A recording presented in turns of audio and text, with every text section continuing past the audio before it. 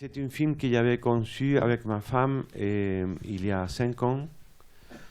C'est un film sur le désert d'Atacama, que c'est un endroit extraordinaire, avec des observatoires astronomiques énormes et très bons pour tourner.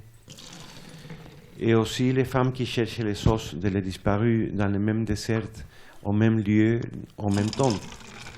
Donc il y a le regard à l'espace et le regard des femmes qui sont dirigés au sol pour trouver les os.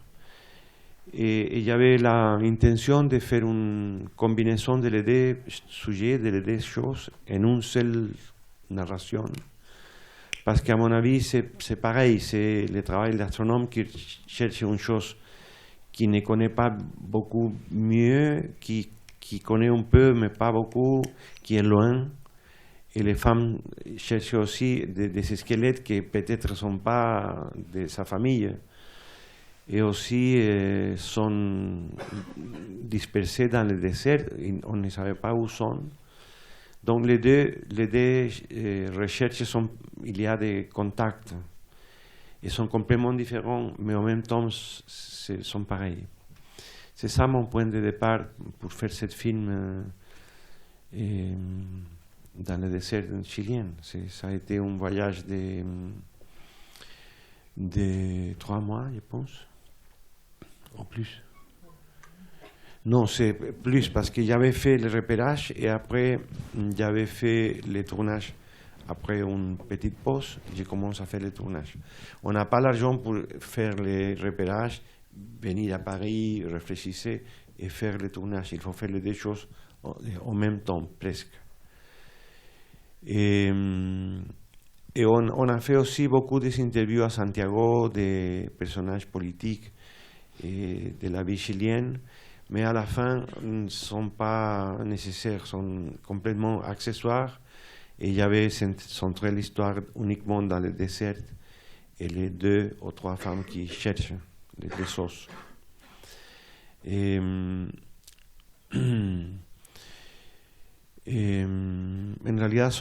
En réalité, sont 2 femmes vieux, Victoria et l'autre, comment s'appelle l'autre? Renate? Vicky et Victoria. Et la troisième, c'est une jeune femme qui travaille dans l'observatoire et sont différentes.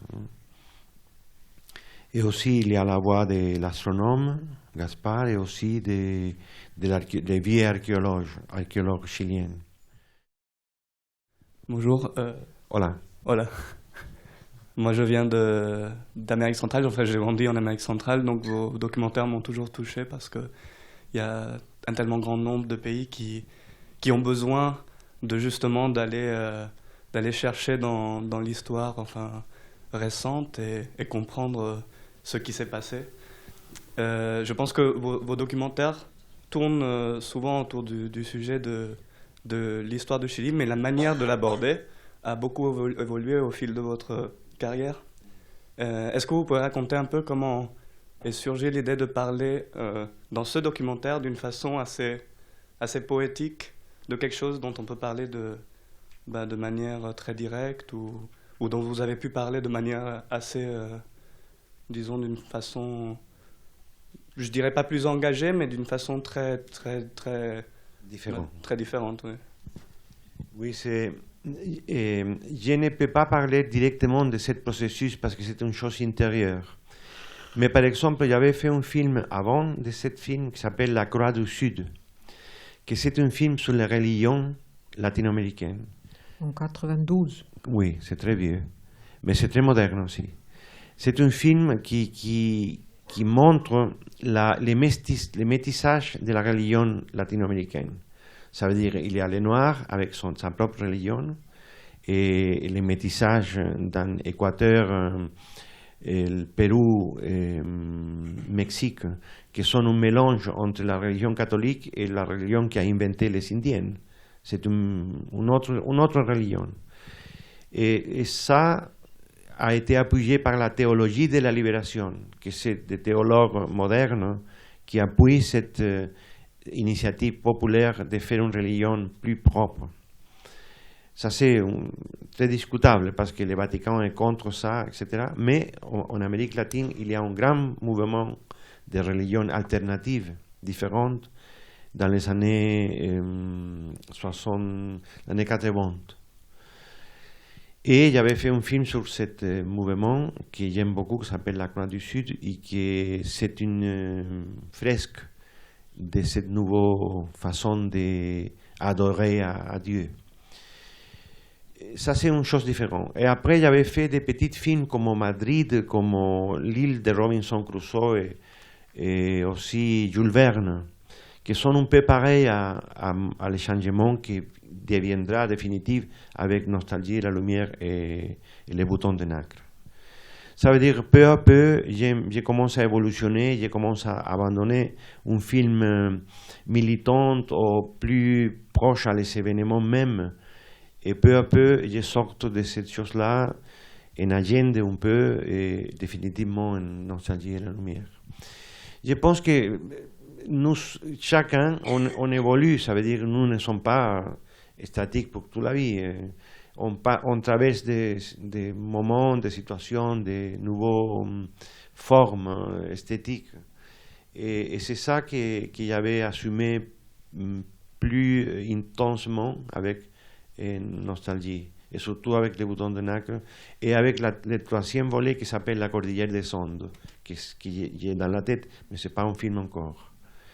Et, je pense qu'aujourd'hui, il faut faire des documentaires les plus amples possibles, les plus symboliques, les plus, comment dire, les plus, avec une envie, avec une inspiration plus vaste, plus grande. Il faut prendre des symboles et faire construire des métaphores tout le temps. Je pense que ça, c'est notre temps là, c'est ce type de construction aujourd'hui. Donc c'est une chose que je ne peux pas expliquer très bien, mais qui est dans mon esprit maintenant. Juste, Dis-moi.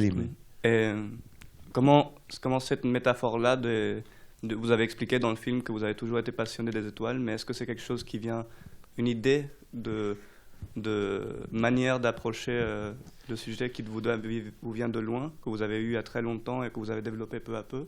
Oui, oui, j'étais un astronome aficionné quand j'étais adolescente. Je n'ai pas un télescope, j'ai des cristals avec fumée, hein, pour voir le soleil, par exemple, pour voir les taches du soleil. Et je lis toute la science-fiction du moment. Je suis très expert en science-fiction. J'aime beaucoup la science-fiction. Et à l'époque quand Arte a cette collection qui s'appelle Voyage, j'avais présenté un film, un scénario sur l'astronomie chilienne du Nord. Mais je ne sais pas qu'est-ce qu'il a passé. Je pense que c'est Yves Janot qui n'aime pas le projet, une chose comme ça. À la fin, le projet n'a pas arrivé à Arte. Et toujours, j'ai cette idée de faire un film sur le système solaire, par exemple. Ce sont des sujets magnifiques.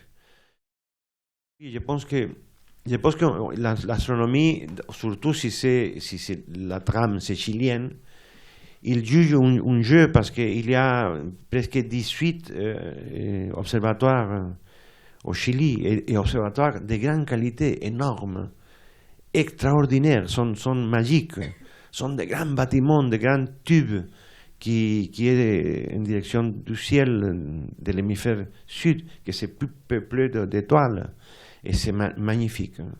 Voir ça, être là une nuit, c'est une expérience magique. Voir comment cette machine se mouve, les bruits, les mouvements, et les scientifiques qui sont en bas, dans le souterrain, en face de centaines de caméras TV, et ils regardent là les phénomènes. Et le télescope est complètement vide. Il se mouve par contrôle remote avec quelqu'un qui est loin de la machine, parce que la machine est tellement précise que les chaleurs humaines peuvent perturber ce mouvement. Et c'est magique, cette énorme coupole énorme, et avec cette machine qui se mouve seule. Tu peux toucher un bouton d'une machine à écrire, d'un ordinateur, et ça commence à déplacer ces tubes qui pèsent des tonnes. C'est fantastique. Donc cet enthousiasme, je l'avais mis dans le film. Parce que c'est la même chose, ça veut dire, une étoile loin, c'est la même chose que gratter la terre pour rencontrer un petit os de quelqu'un. Et heureusement, j'avais rencontré cet astronome qui fait justement le pont entre les deux sujets. Tu querías decir algo? Non, mais je pense que c'est exactement là, tu peux raconter que le film commence à naître chez toi quand tu as eu l'idée, comment tu peux croiser ces trois différents courants là. Ton amour pour l'astronomie et ton attitude petit garçon devant les grandes machines qui se bougent. et cette autre histoire qui t'intéresse, les femmes qui cherchent. Et en plus, tu as rencontré l'archéologue. Et ils n'étaient pas unis au début. Et le film, à mon avis, il a commencé à se faire quand tu as eu l'idée de croiser les trois. Oui, tout à fait. Parce que tous les documentaires sont comme ça. Hein. Il y a une histoire, une seconde et une troisième. Et c'est le croisement qui forme la vraie histoire. Le documentaire, c'est un genre très mystérieux. Hein, très mystérieux. On ne peut pas faire une classe documentaire et dire que les choses sont comme ça, comme ça, comme ça, comme ça. Non, c'est pas ça le documentaire. Chaque documentaire a une structure qui échappe à un schéma. C'est un genre énormément libre et créatif et difficile en même temps. Et donc, dans ce cas, comme dit Renate, on a croisé l'histoire de Gaspard, qui est très claire, et de Lautaro, que c'est l'autre archéologue plus vieux, qui parle que j'ai raison, hein, et qui raconte l'histoire de les vieux officines salitreras au Chili, les premières mines de salpêtre. Et il commence à... Il me pousse un peu.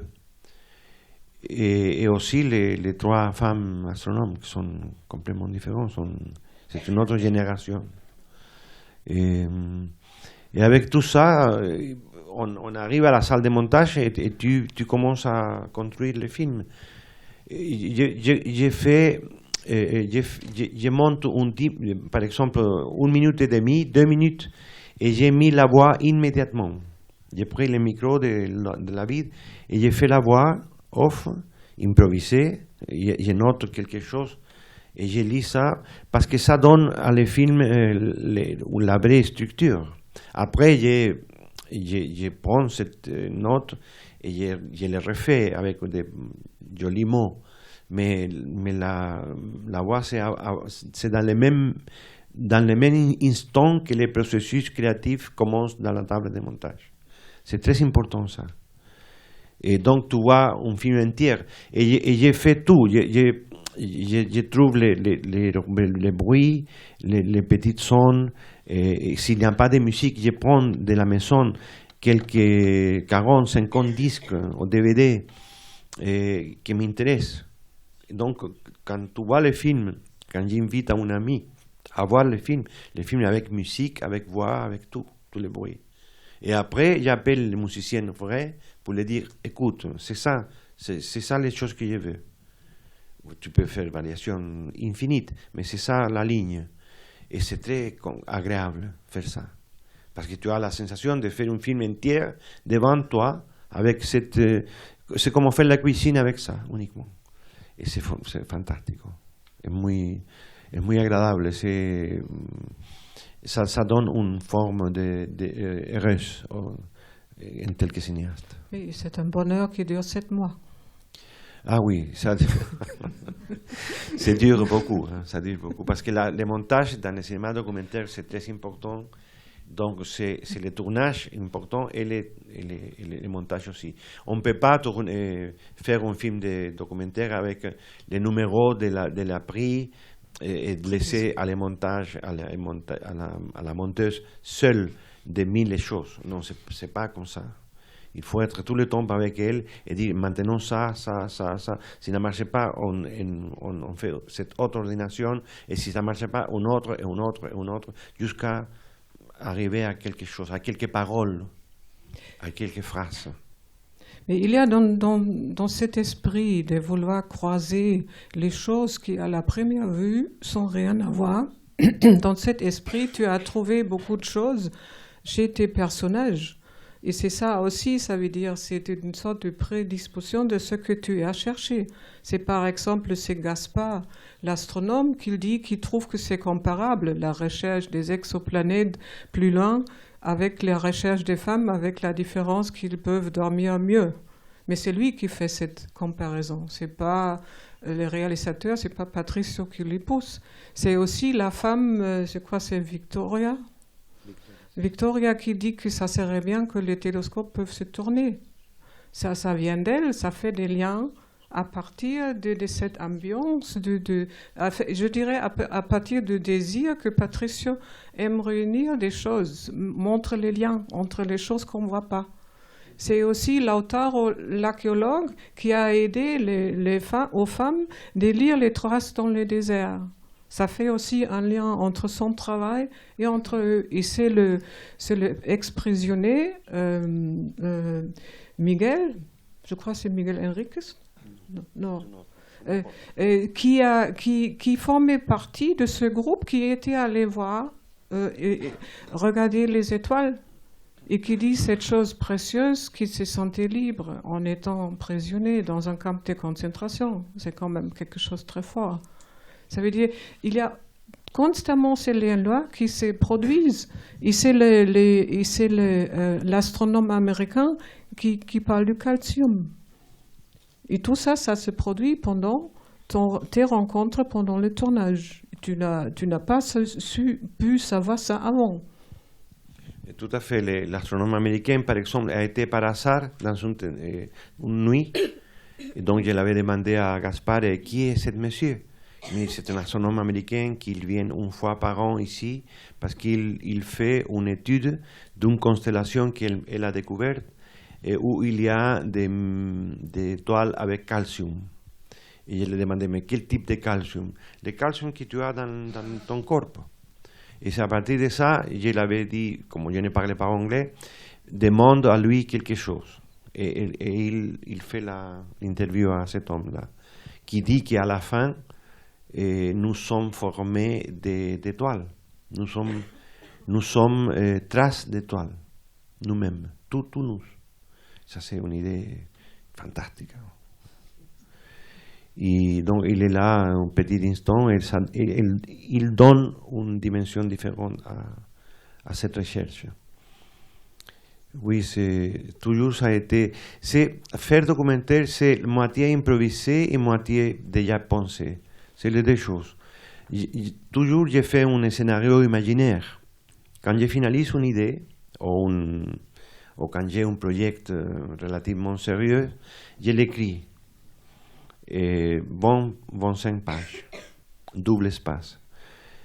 Et très bien écrit, ça veut dire de la meilleure façon que j'étais capable. Et avec ça, je montre à la télévision ou à quelqu'un, à un producteur potentiel. Et après j'ai fait après je voyage pour voir les choses et cet scénario change complètement, mais dans la même direction. Donc, si tu vois les premiers scénarios, les secondes et les tournages, il y a ils sont pareils, mais ils ne sont pas pareils. L'intérieur est pareil, mais non la forme. La forme change, mais l'idée, il est là encore. Et ça, c'est très joli, ça. Et très difficile, hein? Très difficile. j'ai dit ça parce que c'est l'unique façon que je sais faire le cinéma. C'est pas pour moi difficile, mais c'est très difficile. Parce qu'il faut être intuitif, il faut être un peu rationnel. C'est comme un mélange entre la raison et l'intuition. Oui, c'est un peu... C'est très libre, les documentaires. C'est comme... Comment dire? C'est comme une inspiration qui te pousse. Il n'a pas de règles fixes. C'est pas possible. Toutes les règles fixes sont faux. Sont complètement faux. Malgré il y a des profs documentaires, je pense, à l'école. C'est pas vrai.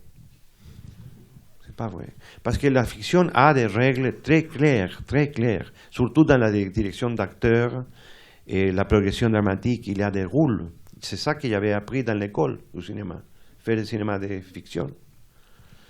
Et il y a des règles qui sont franchement sacrées. Mais le documentaire, c'est complètement libre, ouvert. Tu peux faire un film de cette sorte-là. Un film long, hein, de 80 minutes dans le sol. On le peut faire. Ça dépend de qui est... Ça c'est comme l'espace. Hein. Il y a des points. Et ça, c'est le documentaire. C'est pour ça qu'il y a très peu de bons documentaristes. Est-ce qu'on pourrait parler peut-être un peu du processus de tournage Oui. Oui, comme on n'a pas l'argent, on a fait le repérage avant le tournage. Ensemble. Enchaîné. Nous étions au Chili et pendant 2 mois, 1 mois et demi. Je crois que vous êtes parti fin juillet et on est rentré en décembre, fin décembre. Hein? Oui. Non, en début décembre, pardon. Oui, c'est beaucoup de temps. Donc nous étions au départ dans une période de repérage. Ça veut dire on voyage au nord, on voit le désert, on tourne le désert. Et moi-même, sans la directrice, l'opératrice. Oui. L'opératrice vient que pour le tournage juste parce qu'elle est la plus chère. Hein? C'est aussi comme ça. Et on a fait beaucoup de plans là-bas dans le désert des objets. J'aime beaucoup faire des plans sans sens. J'aime beaucoup faire, par exemple, les poussières dans le désert, mais avec la caméra dans le sol même. Et aussi, il y a des trous. Donc, on peut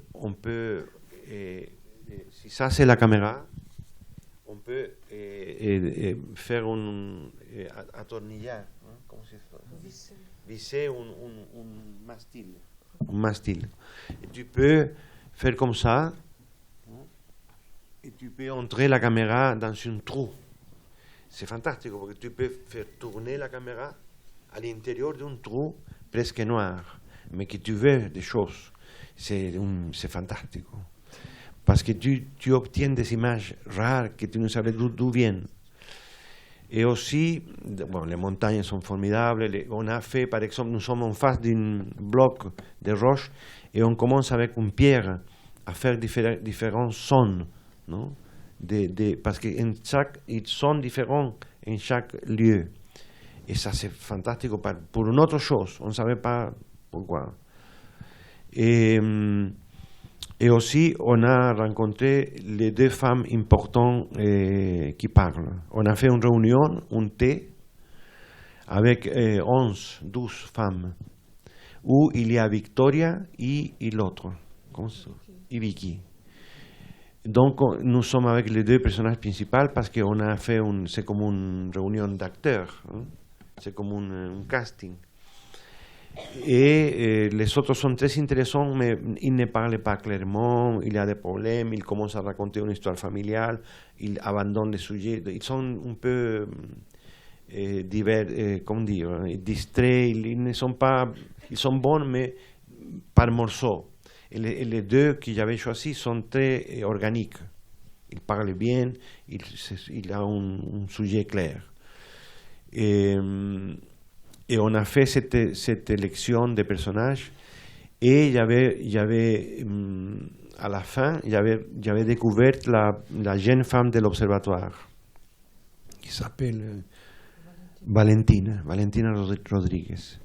Valentina, il m'a raconté son histoire, et j'ai rencontré que c'est magnifique, mais il me dit qu'il ne peut pas faire ça devant la caméra, que c'est un secret d'elle, que c'est pas possible.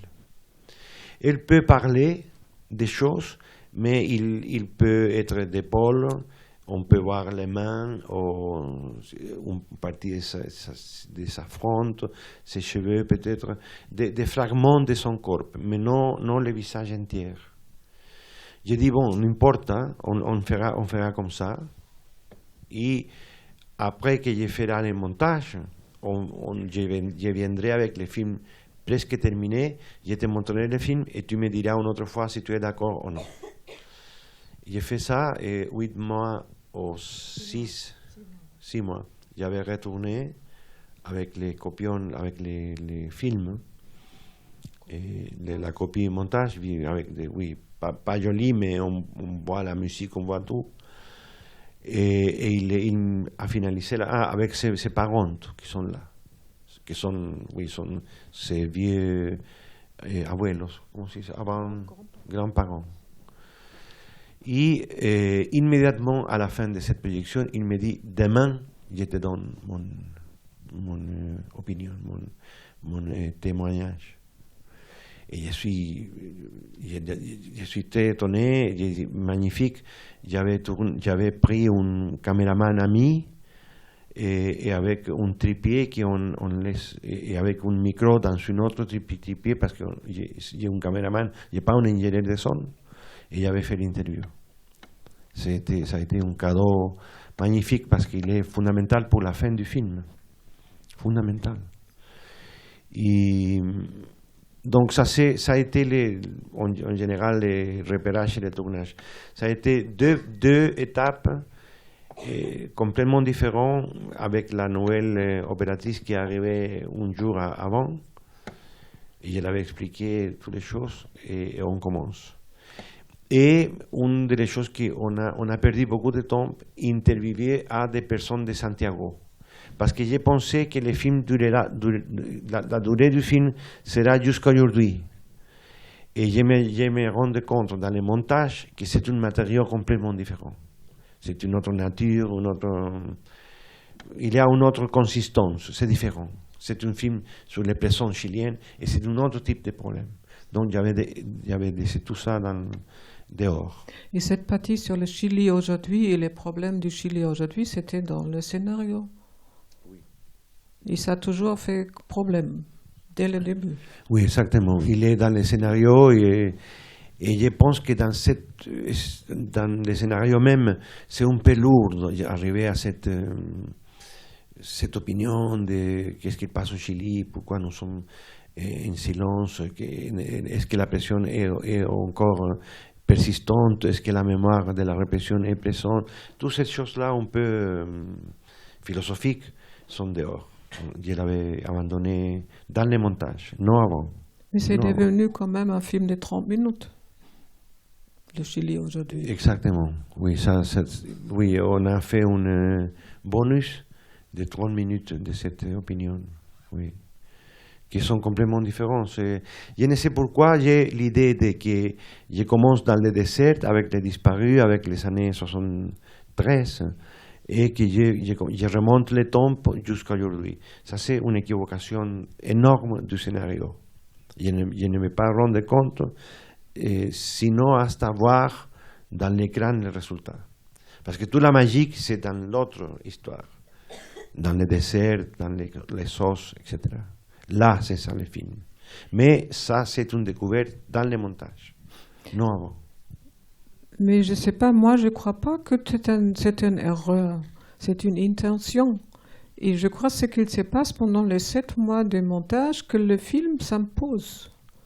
Ça veut dire qu'il commence à avoir une propre opinion, une propre vie. Il s'impose à toi, même s'il naît de toi-même. Et comme ça fait, il faut écarter cette partie-là. Je ne sais pas comment ça peut s'expliquer, mais ce n'est pas une erreur de base, c'est quelque chose qui s'impose plus tard. Ça c'est vrai parce que au départ c'est pas mauvais inclure cette opinion d'aujourd'hui, mais du point de vue cinéma, du point de vue de la structure de la narration cinématographique, toujours il est dehors. Donc on travaille dans les parties qu'on aime. Et à la fin, on nous dit, mais le film est là, c'est avant, il faut séparer cet aspect. C'est intéressant ça parce que ça c'est la créativité vraie qui donne le montage à un film documentaire. C'est pas uniquement choisir les plans, faire un montage intéressant, non, c'est que le montage même s'impose. Il y a une logique qui part du montage et qui reste là, dans l'habitation. Et ça c'est un peu magique, c'est pas le mot, mais c'est une chose qui n'a pas de parole, c'est une chose qui s'impose.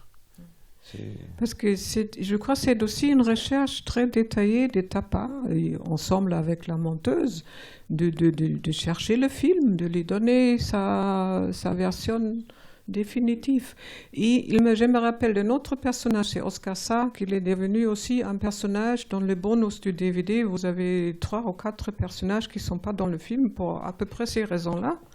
Et c'est un personnage qu'on a aimé beaucoup jusqu'aux dernières versions du montage parce qu'il est tout simplement merveilleux comme personnage. Et ça faisait toujours, et c'est difficile à expliquer pour toi aussi, pour moi aussi, ça fait que le film, comment dire, ne vole plus. Tout d'un coup, il touche la terre. On peut le dire avec cette image, c'est faux aussi, mais et là, on est devant quelque chose qu'on aime beaucoup et ça ne marche pas. Et ça a duré au moins 6 ou 7 mois. Et je crois que c'est finalement parce que Patricio a l'habitude de montrer les films à la fin des derniers à quelques amis. Je crois que c'était Frédéric Weissman qui est passé à la maison, ce qu'il fait quand il est à Paris. De temps en temps, il a peu de temps, comme tous les cinéastes tellement occupés. Et il a regardé le film, il était ravi. Il a dit, celui-là, je l'enlèverai. Oui, c'est ça que j'ai fait. Immédiatement. Parce qu'une opinion comme celle de lui, c'est très important. Et j'ai la doute tout le temps avec Oscar Sarr. C'est magnifique, ce personnage. Il est dans les bonus, un des bonus, très, très court. Très court. Non, c'est 7 minutes, une chose comme ça. C'est la magie, c'est le personnage c'est le personnage qui fait tous les mouvements du télescope, c'est lui qui fait ça. Parce qu'il est très gentil, bonne personne, et il est disponible, il est enthousiaste, il est comme un enfant. C'est un grand personnage. Il est mort, malheureusement. Il est mort. Je voulais vous demander, en fait, par rapport, vous avez beaucoup employé le terme magique. Et effectivement, en revoyant le film, parce que je l'avais vu il y a quelques années, je me suis demandé si vous aviez une forme de rapport à la magie. Je ne saurais pas trop comment le définir, mais comme une forme est-ce que vous avez une religion, un peu quelque chose de personnel, en fait, ou une forme de croyance dans, je ne sais pas, peut-être... Parce qu'à la fois, c'est ça qui est étonnant dans le film, c'est qu'il y a cet émerveillement ou ce rapport aux étoiles, aux billes à la fin de l'enfance, et il y a des choses très qui sont dans l'horreur, dans le réel, en tant que quelque chose de vraiment sans au-delà, on va dire. Et du coup, je voulais savoir si vous aviez une forme de religiosité, même sans lier... Enfin, voilà. Et c'est très intéressant ton réflexion parce que moi-même, je me demande ça plusieurs fois. Et je pense que oui, que j'ai un côté religieux.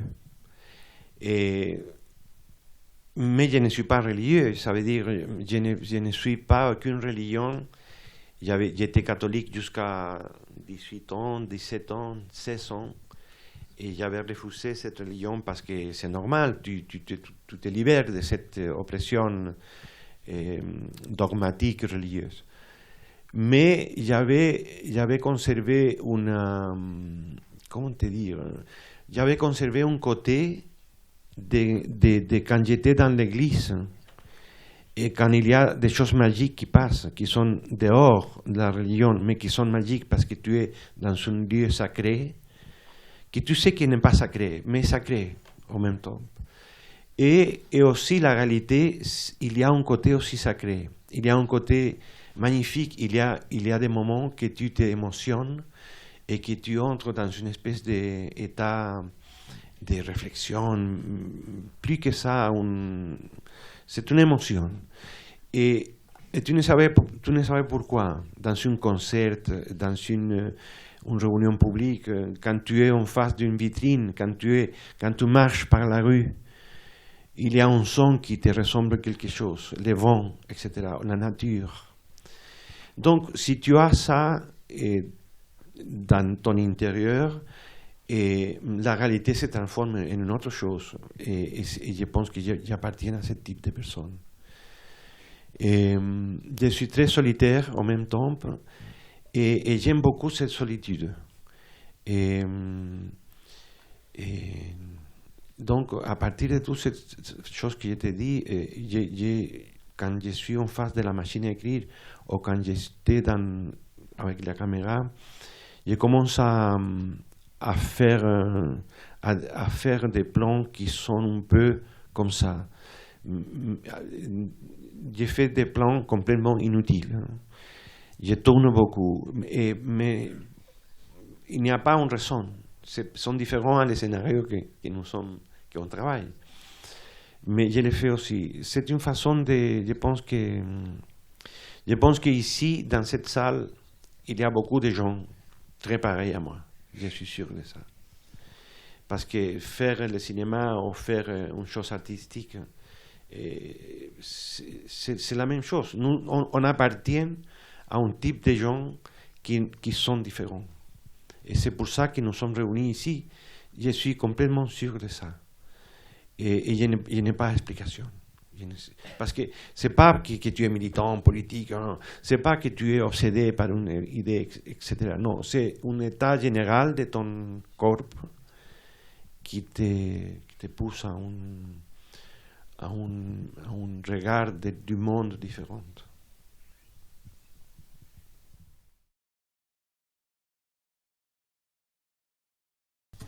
Et pour faire ce type de film, on a une petite caméra vidéo.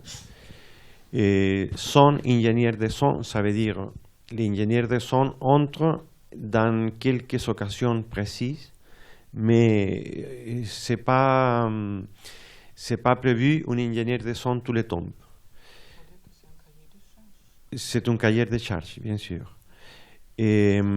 Ça veut dire que c'est la série des voyages que chez Arte, ils ont fait, je crois, une centaine de films comme ça. Et le cahier des charges, c'est que le réalisateur est seul avec sa caméra, pas d'interview et pas de rien.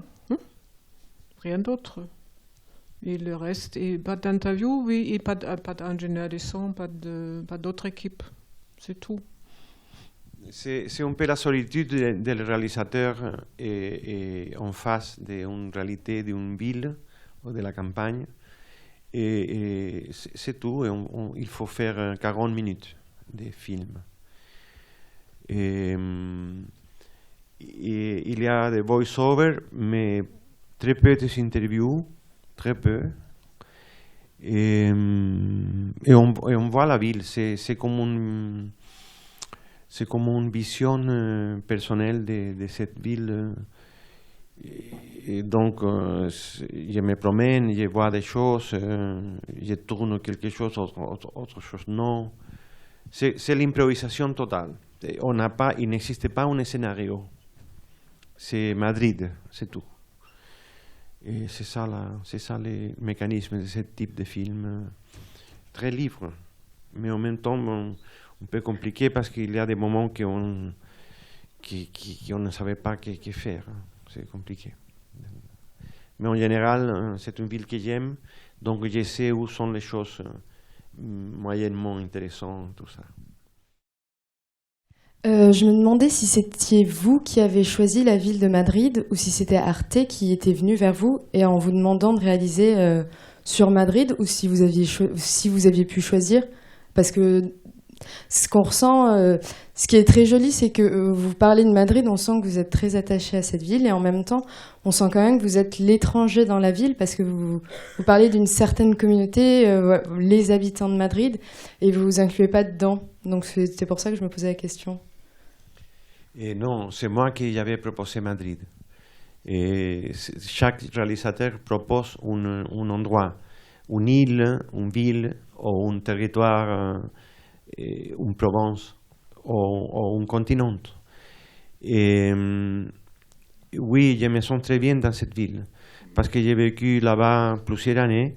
Après le Chili, j'étais un gros temps à Cuba. Et après, j'avais vécu à Madrid et après à Paris. Donc, je connais bien la ville, ses secrets et toutes ces choses, toutes les choses qui passent. Et donc, c'est une ville que j'aime, vraiment. Mais à l'époque, on n'a vécu plus à Madrid. Ça veut dire on a habité déjà Paris quand tu as fait le film. Et tout à fait. On a fait les déménagements à Paris et c'est ici où j'avais proposé Madrid. Donc j'avais voyagé spécialement pour aller à Madrid, dans la voiture qu'on voit au départ et à la fin. Et c'est une ville très curieuse, hein, il y a des choses magnifiques à Madrid. Il y a une espèce de vie libre. Il y a un plaisir qu'on sent dans les villes, surtout parce qu'il se mange beaucoup, il se mange énormément, tout le temps, à toutes les heures. Et ça, ce sont des petites rations, mais ça, et aussi se boit beaucoup. Donc, en général, dans le centre de Madrid, il y a une très bonne sensation humaine. Et c'est une ville très agréable, je vous recommande d'aller à Madrid. Pas à Barcelone, que c'est une autre chose. Très jolie aussi, mais je ne la connais pas profondément. C'était pour savoir si les idées esthétiques comme les ombres, par exemple, quand vous retournez la caméra, ou il y avait les gestes aussi des gens dans le bistrot. Ça, c'est des choses qui ont été improvisées aussi. Oui, tous les films, c'est un exercice d'improvisation. L'ombre dans le sol, je l'avais vu parce que j'étais dans plein hiver, que le ciel est complètement bleu, donc il y a une nitidité énorme dans l'ombre dans la rue. Donc j'avais vu ma propre ombre et j'ai commencé à faire des plans de moi-même qui tournent comme plan de coupe, plan de transition. Mais après, je commence à voir qu'il y a d'autres situations magnifiques qui sont dans le sol. Donc c'est aussi de l'improvisation. Le plus joli de ce type de travail, c'est l'improvisation. C'est être avec une caméra et tu dis, bon, c'est la ville, il faut faire un cadre de la ville tout seul et tu commences à imaginer des choses. Tu notes dans un cahier quelques endroits et tu commences à travailler. C'est vraiment un plaisir énorme. C'est toi-même le propriétaire de tout, du film, tu es producteur, tu es ingénieur de son, tu es tout. C'est idéal. Ça veut dire que le cinéma se transforme en un travail personnel complet, que c'est tout le contraire, malheureusement pour moi. Je sais que d'autres personnes sont différentes. Bonjour. Voilà. J'ai l'impression d'avoir vu un film totalement différent de ce qu'on a vu ce matin, dans le sens où on est passé de quelque chose de très écrite, très mystique, limite, je sais pas, très monumental, à quelque chose de beaucoup plus ludique, où vous nous montrez un rapport que vous avez avec la ville qui est très d'amitié, de convivialité, où on sent votre fascination envers un endroit d'une manière totalement différente que ce qu'on a vu ce matin, vachement moins politique. Et le très peu de politique qu'on a eu a été censuré par le lecteur DVD. Donc, mais je voudrais savoir, en fait, c'est quoi votre votre rapport avec la ville de Santiago, par exemple, vis-à-vis de cet amour que vous avez pour Madrid. Merci. Oui, j'ai aussi une relation d'amour avec Santiago, mais comme j'étais loin, il faut que j'habite là-bas pendant un mois ou 2 mois, ou plus, pour commencer à voir où sont les choses intéressantes. Je connais des choses, mais il me manque. Il me manque être plus actuel dans la ville. Et c'est ça.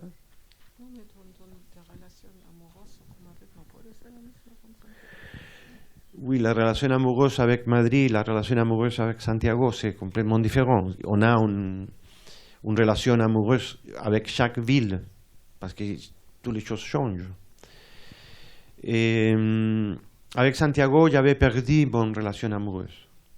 Je l'avais perdu parce qu'il y a longtemps que je n'habite pas là-bas. C'est pas la même ville.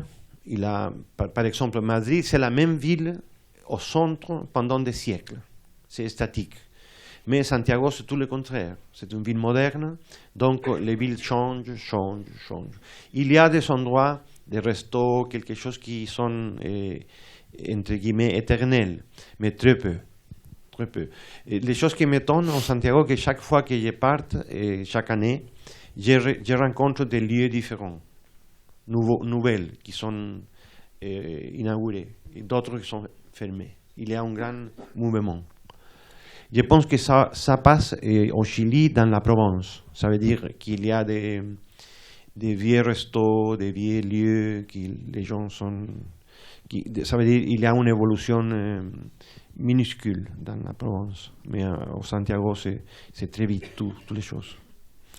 Et vous croyez que si vous aviez fait ce film sur Santiago et pas sur Madrid, vous auriez fait quelque chose de moins improvisé, peut-être plus écrit, ou vous auriez voulu toucher à un sujet plus précis?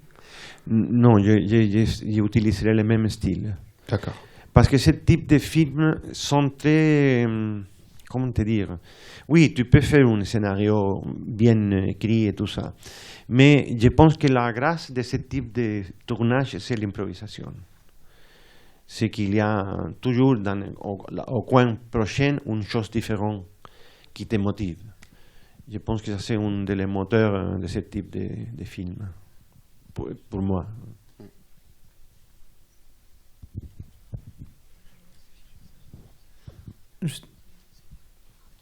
Justement, je trouve, dans ce film, enfin, je suis désolé de faire une remarque un peu négative, il y a quelque chose que je trouve dommageable, c'est la voix off, en fait, qui va un peu à contrario de tout ce qu'on dit justement sur l'improvisation, sur le geste spontané du film. Et je trouvais qu'elle venait peut-être un peu trop. Alors, elle est en français en plus, donc je sais pas à quel point vous l'avez écrite ou traduite ou comment ça s'est passé, mais il y avait beaucoup de superlatifs, etc. J'avais l'impression que j'étais trop, en tout cas, guidé par cette voix off et poussé, alors que les images, je pense, se suffisaient largement elles-mêmes. Je suis complètement d'accord avec toi. Et on n'a pas rencontré la version originale sous-titrée. Ça veut dire, c'est ma voix c'est moi le narrateur principal. Mais pour la version Arte, il faut choisir un français pour la voice-over. Et malheureusement, on n'a pas cette Betacam avec nous. Il est, je ne sais pas où, mais il existe. Et il n'avait pas de sous-titres, ça c'est le problème. C'est entièrement en espagnol. Et donc, oui, je suis d'accord. Je parle d'une autre façon. Et j'ai fait les accents différents. Mais je rencontre que Jacques Bidou fait une bonne chose en général. Mais moi, je suis différent. Oui. Donc, je suis d'accord avec toi.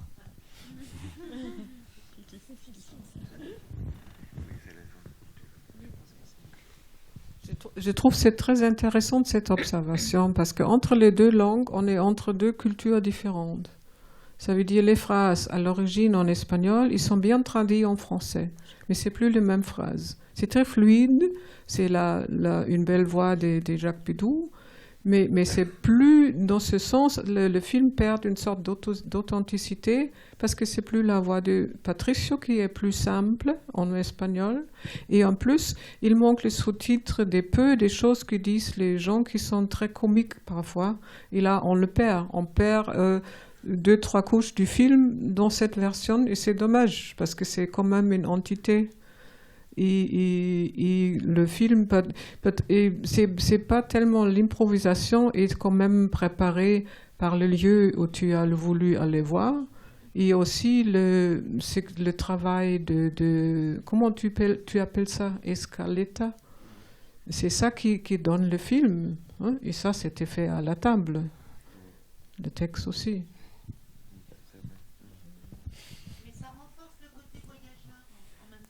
Oui, je ne suis pas contre la version de Jacques, mais si quelqu'un me dit quelque chose comme il lui a dit, je suis d'accord avec lui.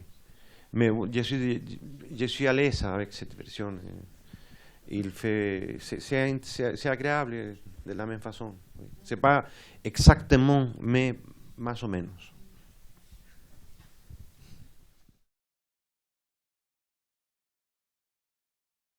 Dans ce film, j'ai eu l'intention de parler de Jules Verne, de raconter l'histoire de lui, mais non avec sa propre roman, sinon avec des personnages que j'avais rencontrés.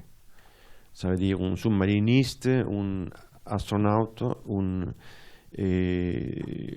personne qui a un montgolfier, oui.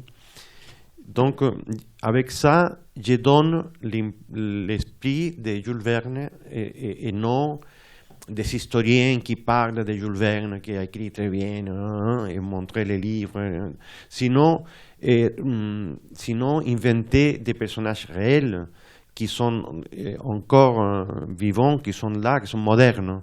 Et avec ça, aller arrière pour comprendre qui est cet homme appelé Jules Verne, qui s'appelle Jules Verne. Donc, c'est ça mon esprit de départ même de ce film. Et c'est ça le film. Il y a d'humour, il y a aussi de ironie dans les textes, etc. Et bon, c'est ça. J'ai pas d'autre chose à dire. C'était réalisé avant la nostalgie de la lumière. Oui, c'est avant de la nostalgie de la lumière. Oui, oui. C'est 2005, oui, ce film. C'est un personnage fantastique. On peut faire tout avec Jules Verne. On peut inventer centaines de choses. C'est agréable, c'est magnifique. C'est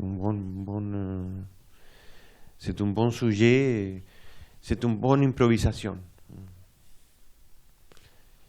Et donc, demander quelque chose. Oui.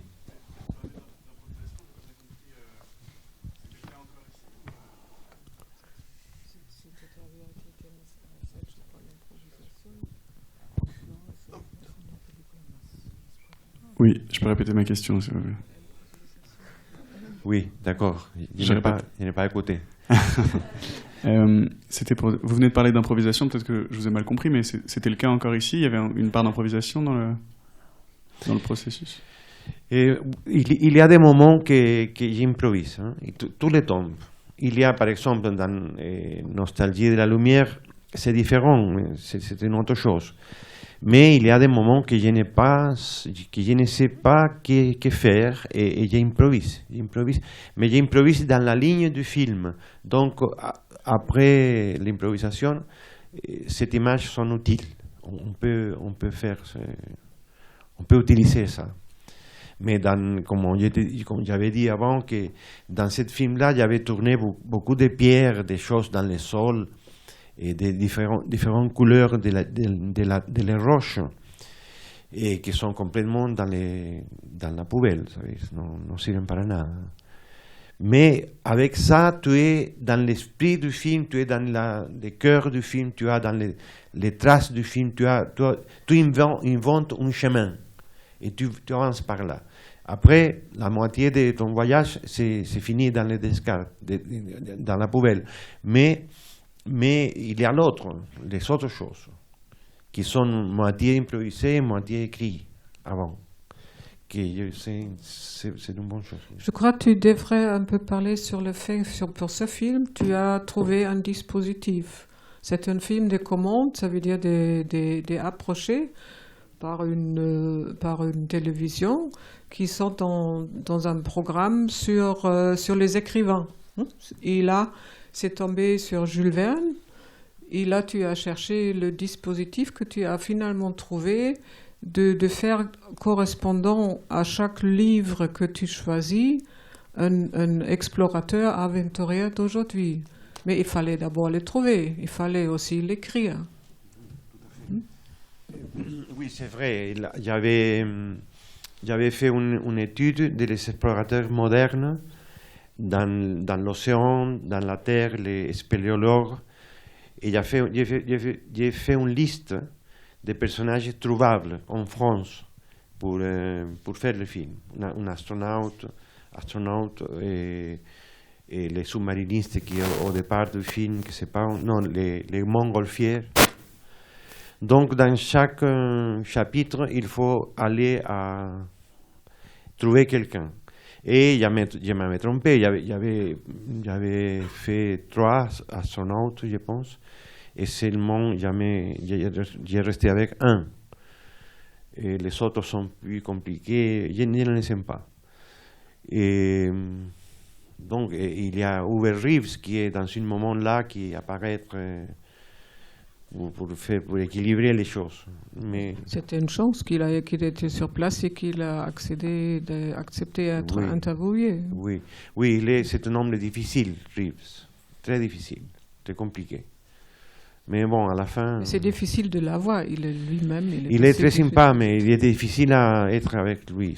Il a beaucoup de choses à faire, etc. Il est trop important.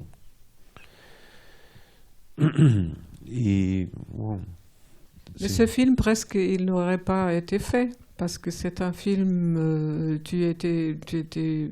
l'idée t'a beaucoup plu, il fallait l'écrire, et on a travaillé avec Dominique Panon, à l'époque Ex Nihilo Agathe, et il y avait 2 jours avant le tournage, quand tout était préparé, ça veut dire les personnages trouvés, l'itinéraire, il fallait voyager à Nantes, à Amiens, au sud à Marseille pour trouver à Toulouse pour ceux qui étaient dans l'équipe des Cousteau à son époque et maintenant fait des peintures sous l'eau. Ça veut dire tout ça c'était organisé, et à ce moment-là la télévision c'était Arte. Ils ont demandé de te voir et de réécrire. Et on était allé, tu peux peut-être compter cette rencontre. C'est mieux que toutes les rencontres. Non, bon, c'était quand le producteur à cette époque nous a demandé qu'il fallait réécrire, il faut absolument aller les voir là, ici, le Moulineau. J'ai trouvé ça, c'était absurde, 2 jours avant le tournage. J'ai dit non, c'est hors des questions, comment on va faire ça? Tout est préparé. Et maintenant, j'ai dit, bon, il faut voir ce qui m'a... Et on était d'accord entre nous, il n'y a pas de question qu'on déplace le tournage. Tout était planifié avec les personnages, c'était avant l'été, tout était compliqué. Et Patricio est arrivé... Et c'était une rencontre plutôt agréable, sauf que Patricio a dit « Je ne peux pas vous conter le film parce que je ne l'ai pas encore fait. Ça veut dire, elle a voulu qu'il raconte son film. Il a dit non, c'est pas possible parce que je l'ai pas encore fait. Je peux vous dire ce que je cherche, ce qui m'intéresse dans ce film, dans ce sujet. Et après, il a fait ça que peut-être mieux raconté que moi, c'est qu'il n'aime pas les films comme des trains, des wagons qu'on peut échanger. Après, ça sert à un film. Il aime l'inspiration aller chercher. Et il a dit, il peut aussi très bien comprendre si le choix du réalisateur que la chaîne s'est trompée. Il m'a dit, ça me fait rien, ça, je peux le comprendre et c'est tout à fait possible que vous avez peut-être choisi, vous tromper sur le choix du réalisateur. Vous pouvez le faire pas avec un autre. Et là, bon, silence. Hein. Et c'est qu'après un moment, la réponse était bon. C'est bien, j'ai eu besoin de vous écouter, vous pouvez aller tourner. Mais jusqu'aujourd'hui, il n'aura jamais plus une demande d'un film de commande sur un autre sujet. Oui, j'ai pas de bonne relation avec Arte. Non. On a, à l'époque de Garrel, bien sûr, c'est un homme très intelligent, avec une culture documentaire merveilleuse, mais il n'aime pas beaucoup l'Amérique latine.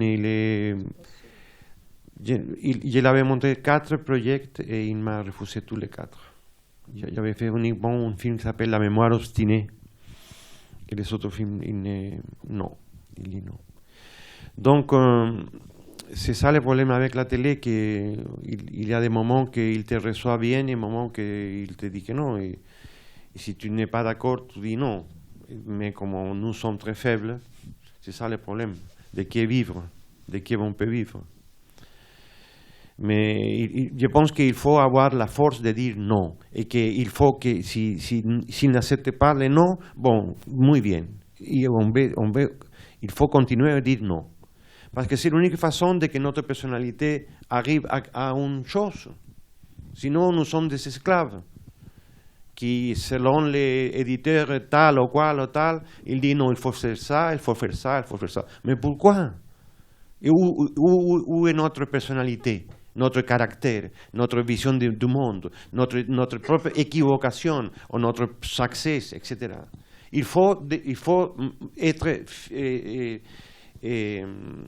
courageux. Sinon, on ne peut pas faire le cinéma documentaire. Et ça, c'est le pays qui est le meilleur pays pour faire les documentaires du monde. Donc, on a raison de pousser les bons documentaires français. Parce que sinon, c'est terrible. Au Canada, il y a un peu, aux États-Unis, un autre peu, en Australie, un autre peu. Mais là, c'est la capitale du cinéma documentaire, la France.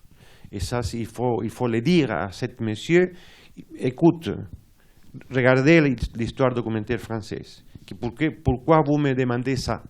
Parce qu'il y a beaucoup d'ignorantes dans la télévision, d'ignorantes, des personnes qui arrivent là, dans un poste, ils restent, ils sont là. Non. Il faut lutter contre cette médiocrité qu'on ne mérite pas ça.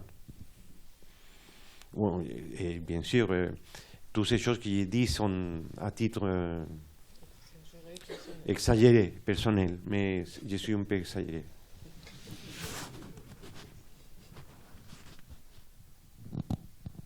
Mais il faut travailler, il faut imposer les documentaires. C'est pas encore, nous ne sommes pas dans un domaine documentaire. Il faut construire cette maison, continuer la construction de cette maison documentaire. Oui, bonjour. Je voulais savoir comment vous préparez ce type de film en termes de documentation. Est-ce qu'il s'agissait pour vous, dans le cas, parce que j'ai bien compris que vous ne vouliez pas amener quelque chose de bibliographique sur Jules Verne dans le film, pas forcément. Est-ce qu'il s'agissait pour vous de relire les œuvres ou est-ce qu'il y a eu tout un travail de documentation aussi sur sa vie en amont? J'avais lu quelque chose, mais j'avais relu quelques paragraphes, quelques passages des films, des œuvres que déjà j'ai connus, qui sont les œuvres que tous nous on connaît. Ça veut dire les bonnes mille sur la mer, les voyages en ballon, oui, comment s'appelle l'autre, le Capitaine Nemo. Ça veut dire 4 ou 5 romans très communs. Je l'ai révisé une autre fois. Mais quand j'ai révisé ça, je me rends compte qu'il a écrit 82 romans. Donc c'est impossible de lire. À partir de ça, j'avais pris le concept principal de ces 5 ou 6 romans, que c'est les différents types d'exploration humaine. Et j'avais choisi 4, 5 ou 6 types d'explorateurs, et j'ai commencé à voir si habitent en France ce type de gens. Et il y a beaucoup. Et la France, c'est un pays d'explorateurs. Il y a beaucoup, une énorme quantité d'alpinistes, d'escalateurs, de sous-marinistes, de tout. Des gens qui sont dans l'Antarctique, etc. Et donc j'avais localisé, j'ai fait une liste de personnages possibles, et de l'autre part, j'ai fait une révision des films sur Jules Verne pour utiliser ce plan d'archives. Et pour moi, le meilleur trésor, c'est les voyages, comment s'appelle ce film? Comment s'appelle? C'est un tchèque, c'est un cinéaste tchèque qui a fait un film qui s'appelle Voyage extraordinaire, une chose comme ça. Et que c'est des gravures, l'impression c'est comme une gravure avec une trame de lignes, et derrière ce cristal qu'il a dessiné, derrière il y a les personnages qui marchent. Et c'est formidable ce film-là. Je l'avais vu au Chili dans les années 50. C'est un des premiers films de Jiri Trinca, s'appelle. C'est un génie, cet homme-là. Il a inventé une forme de dessin animé. Donc j'avais localisé 2, 3, 4 films avec images sur Jules Verne que j'aime. D'autre part, les explorateurs que j'avais visités à sa maison ou dans sa région. Et d'autre part, ma propre scénario. Quelques images d'archives trouvées par un documentariste. Ah oui, et aussi j'avais demandé à une maison de documentaristes spécialisés qui me donne un volcan en éruption, un bois gigantesque, de la mer furieuse, des choses de ce type. Et cette maison m'a donné des plans, des images. Et avec ces 4 choses, je peux commencer avec plaisir le commence de l'aventure. Que c'est un film de montage, parce que à part des interviews, il n'y a pas de tournage réel. Ce sont des petites choses. Par exemple, à l'intérieur d'un musée qui est à Nantes, dans les souterrains d'une bibliothèque, il y a toute cette espèce de dessin, de carton, d'un train et d'autres choses qui sont dans les films, que nous-mêmes, on a mis en mouvement. Nous étions là pendant 2 jours dans les souterrains, et on a un espace pour nous, et on a monté une espèce de petit plateau pour tourner cette petite intercalation qui sont des jouets. Il y a des choses magnifiques de Jules Verne. Il y a des jouets à partir des romans. De la même façon qu'aujourd'hui existe des choses de Walt Disney, que tu peux déployer dans une table, etc. C'est la même chose dans l'époque de Jules Verne. C'est très, très joli ça. Mais donc toute la partie sur son enfance, notamment à Nantes, etc., c'est des choses ça fait partie des choses que vous estimez que la chaîne a voulu rajouter, en fait, c'est ça? No, sé que trata de su infancia en Nantes, no es una academia, porque tú fuiste tan mal sobre eso. No, oui, la chaîne m'a imploré qu'il faut aller à Nantes pour parler avec la bibliothécaire, parce que c'est un personnage très sympa et agréable, pour qu'il me parle de Jules Verne. Et aussi, on est allé à Paris, à la maison d'un autre spécialiste de Jules Verne qui est dans les films, qui a écrit plusieurs livres très intéressants sur Jules Verne, dont il est une personnalité, un expert. Et nous sommes là pour faire une interview avec les deux personnes, Amiens et ici. La demande, c'est de faire un film sur l'écrivain. C'était ça, je crois que c'était une série sur des écrivains. Et la demande est plutôt dans le sens de parler aussi avec les scientifiques ou les spécialistes scientifiques. Et c'est par là qu'ils sont arrivés, par cette demande qu'il y aura dans le film des personnalités, des professionnels de la littérature ou de Jules Verne. Oui, ça c'est une des orientations. Mais faire revivre Jules Verne à partir des personnages explorateurs d'aujourd'hui, c'est notre proposition. Oui, c'est mon idée. Oui. C'est magnifique Jules Verne en tel que personnage. On peut faire plusieurs films. Parce qu'on peut adapter sa propre imagination au monde actuel. C'est fantastique. Bonjour, j'ai une question à vous demander parce qu'à travers, parmi les trois films, j'ai l'impression qu'il y a deux écritures, deux gestes différentes de cinéastes, de l'improvisation et aussi celui plutôt classique entre guillemets, c'est-à-dire très bien organisé, très bien écrit. Et du coup, à votre avis, quels sont les avantages et les contraintes de ces deux différentes écritures? Et comment vous arrivez à concilier les deux côtés différents pour faire un bon film? Merci. C'est difficile. Hein? Toujours j'écris un scénario. Très pareil à les films. J'invente des dialogues. Et des personnages que je ne connais pas, je les invente. Et avec ça, pour vendre l'idée, tu vois, pour entrer. Et après, j'ai essayé de rencontrer les vrais personnages et faire l'idée principale. Je pense que c'est intéressant de parler de l'idée et des dispositifs, qui sont des choses différentes, mais très pareilles.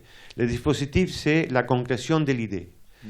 Et il y a des moments que j'ai très clair le dispositif et je n'ai pas les personnages et je les invente. Et dans ce cas, j'ai commencé avec le Chili, avec ces professeurs primaires qui m'enseignent Jules Verne.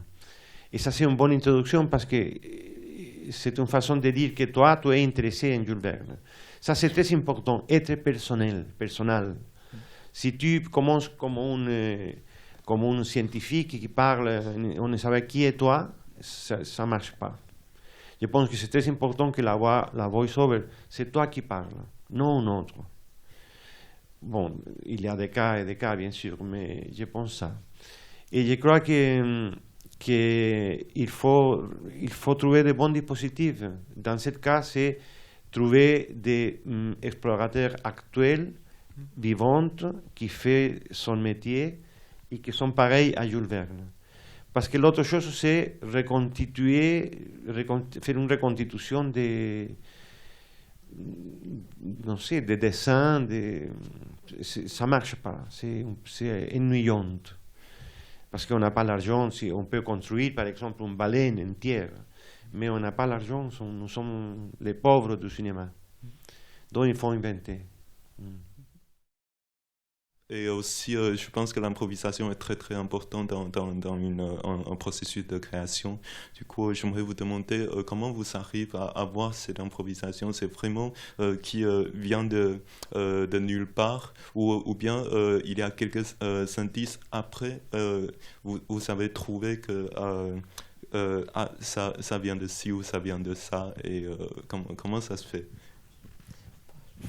Je crois que c'est très compliqué de répondre pour Patricio parce qu'il ne fonctionne par intuition. Il ne sait pas d'où ça lui vient. Il ne peut pas y répondre vraiment. Il peut expliquer comment il le fait, mais il ne sait pas d'où ça lui vient. Et je crois qu'il n'est pas si improvisé. Il est très organisé dans son travail. Mais il est en même temps une machine des idées. Hein? N'importe quel sujet, il produira des idées. ça donnera quelque chose. Et pour les films qui durent 5 ans de préparation, 7 mois de montage, c'est bien sûr bien très travaillé et très organisé. Mais il est toujours organisé. Et il faut rajouter à ça aussi 40 ans d'expérience de faire du cinéma. Tout ça, ça se joue aussi dans un moment d'inspiration, d'une idée. C'est mon impression personnelle. Je ne sais pas si c'est vrai. Oui, c'est vrai, en général, bien sûr, c'est très vrai, parce que j'ai un côté très organisé, très bureaucratique, très fonctionnaire, et j'ai un autre côté fou. Et j'ai fait le mélange entre les deux. Donc j'ai fait un scénario très bien écrit, 1, 2, 3, 4 séquences numérisées, chaque séquence avec un titre, mais non un titre extérieur, intérieur, non, sinon que je donne un nom, comme une œuvre littéraire. Si c'est la nuit, je prends l'obscurité et je commence à écrire. Ça ne m'intéresse pas extérieur, intérieur, luz, ombre, pluie, non. Ça, je laisse à part. J'écris comme si tu écris dans un roman, dans un conte, des choses. Et ça c'est mon méthode. Mais ça, c'est une période. Et après, c'est le tournage, qui c'est complètement différent parce que c'est l'imagination que tu as ne se correspond pas aux choses que tu rencontres. Donc, ça commence un autre type d'improvisation sur le terrain, même. Et là, il y a de bonnes surprises aussi. Il passe des choses intéressantes. Et dans ce film-là, par exemple, j'ai très mal... Il faut que je m'appuie dans quelques personnes intéressantes. Ça veut dire qui connaît Jules Verne, experte. Il y a 2 personnes dans ce film-là. Une personne qui est dans une maison, qui parle de Jules Verne, qui parle qu'il a écrit presque 80 romans. Et il y a une dame qui explique la calligraphie de Jules Verne. La page à gauche, c'est de lui, et à droite, c'est de Hetzel, l'éditeur. Et je déteste les 2 personnages. Ils sont là parce qu'il faut c'est nécessaire, mais ce n'est pas nécessaire. Parce que c'est une chose de la chaîne de télévision. Il faut dire cette chose-là. Il faut laisser cette chose le plus loin possible. Parce qu'elles sont mauvaises. Parce que les gens de télévision ne connaissent pas le cinéma, ils ne connaissent pas l'audiovisuel, ils ne connaissent pas les images, ils sont complètement ignorants. C'est ça la vérité. Ils travaillent dans une autre chose. Ils travaillent dans l'organisation d'une chaîne de télévision que c'est comme un bureau énorme, difficile, complexe, c'est comme un ministère. Mais les gens même ne connaissent pas le cinéma. Oui, ils connaissent l'histoire du cinéma, mais ils ne sont pas artistes. Donc, c'est ça le problème en face de cette personne. Il y a bien sûr, qui sont merveilleux. Il y a des personnages qui connaissent ça. Tu les vois dans la première conversation, tu as l'intuition qu'ils te comprennent. Ils sont magnifiques, mais sont très peu. Très peu. La majorité sont des fonctionnaires avec une carrière. Non, ils sont préoccupés des vacances, de toutes les choses qui sont préoccupées des fonctionnaires. Merci. Je ne suis pas d'accord avec Patricio dans ce cas-là, parce que je trouve le manuscrit de Jules Verne, qui est écrit moitié page. Je trouve que c'est très intéressant. Que tu n'aimes pas comment c'est présenté, bon, c'est peut-être il n'y avait pas d'autres personnes avec plus de passion pour le dire, mais la page même de la voix, je trouve ça fascinant. Je suis pas d'accord avec toi. Bon, très bien.